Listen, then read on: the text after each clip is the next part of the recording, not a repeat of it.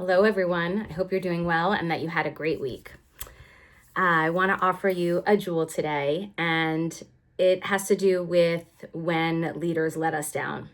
I think we're all seeing a lot of leadership failures every day around us.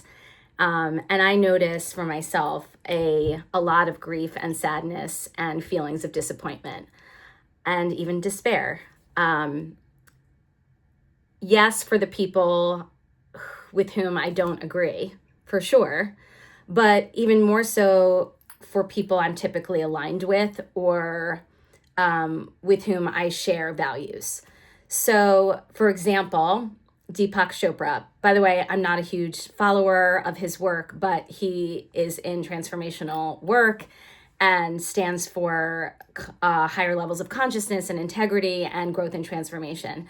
And so his being in the Epstein files, I'm sort of feeling like we're at the point where it's like, who's not in the Epstein files, which is horrific, but is a deal breaker for me in terms of any allegiance I may have had or any following I'm willing to do of him. So here's the jewel. My disappointment in learning about his name being mentioned and his involvement in the horrific sex ring is an opportunity for me to come back to myself and remember who I am and what I care about. It is a place for me to remember what I stand for and to exercise my critical skills.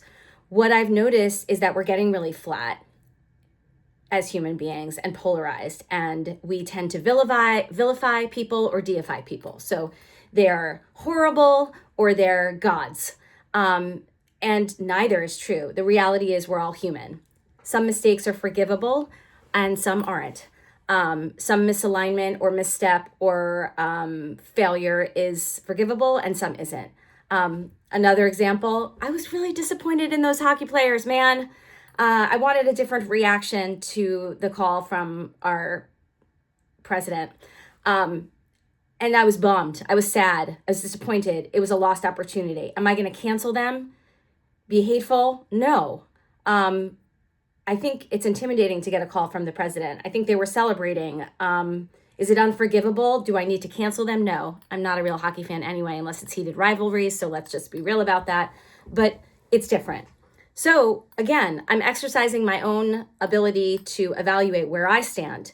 So the jewel is that when leaders let us down, it's an opportunity to come home to ourselves and remember what we are, what we stand for, and who we are.